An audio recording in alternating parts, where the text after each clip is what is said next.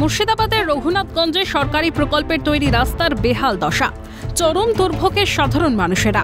এলাকাবাসীর অভিযোগ, ঘোরশালা মোড় থেকে তক্ষক নাগেশ্বরী মন্দির পর্যন্ত রাস্তা দিয়ে ভারী যানবাহন চলাচল করায় রাস্তায় পিচের চাদর উঠে বড় বড় গর্তের সৃষ্টি হয়েছে।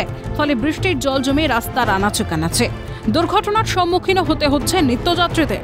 তাদের আরও অভিযোগ, সরকারি পথশ্রী প্রকল্পের আওতায় এই রাস্তা তৈরি হয় 7 থেকে 8 মাস আগে, তার মধ্যেই রাস্তাটির এই করুণ দশা।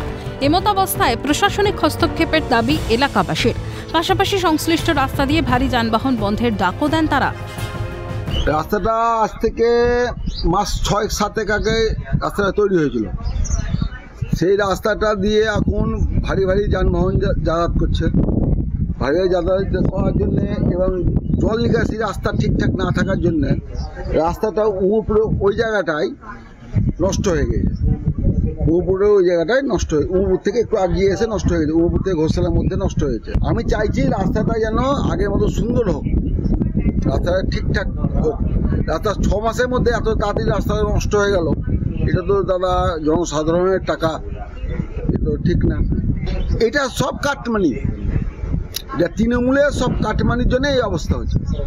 রাস্তাটা 6 মাস আগে তৈরি হলো, 6 মাসের মধ্যে রাস্তায় পিচ উঠে যায়, রাস্তায় কালভেট ভেঙে যায়, রাস্তাটা ওই গেলে ঢালাই ভেঙে যায়। এই রাস্তাটা শেষ করার মূল হচ্ছে কিছু লোকের জন্য রাস্তা শেষ হচ্ছে। 10 চাকা থেকে 16 চাকা 18 চাকা অবধি গাড়ি ঢুকছে রাস্তার মধ্যে। এখানে মুখ্যমন্ত্রী বলেছিল 10 টন থেকে 12 টনের মধ্যে গাড়ি যাতায়াত করতে পারে। আর রাস্তাটা হচ্ছে পথশ্রী রাস্তা।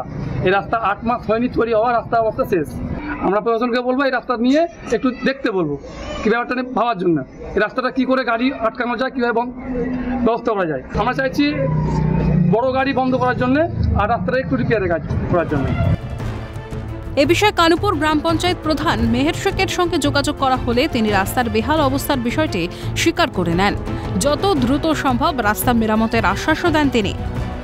দেখুন, ওইখানে ঘোরশালা থেকে ওমপুর যে রাস্তা যাচ্ছে আমাদের তক্ষক পর্যন্ত, সেটা জায়গায় কিছুটা খারাপ হয়েছে, এটা সত্যিকারের। তার মধ্যে আমরা যতটুকু পেরেছি পঞ্চায়েত থেকে আমরা সাহায্য করে দিয়ে ডাস্টফাস দিয়ে আমরা একটা লেভেল করার চেষ্টা করেছি এবং লেভেল করছি মানুষ যাতায়াতের জন্য। ওইখানে রাস্তাতে কিছু হেভি ওয়েটের গাড়ি যায়, সেটা হচ্ছে কোনো শিল্প কারখানা যায়, কোনো ব্যবসায়িক গাড়িগুলো যায়, সেখানে হয়তো ভাঙছে। আর কিছু জায়গায় জল জমছে, তার সেই ক্ষেত্রে রাস্তাটা ভেঙে যাচ্ছে।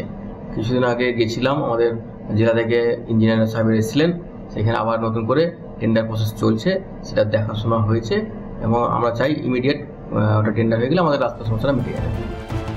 আর কতদিন ভোগান্তির শিকার হতে হবে সাধারণকে, উঠছে প্রশ্ন। মইনুল ইসলামের রিপোর্ট, ক্যালকাটা নিউজ।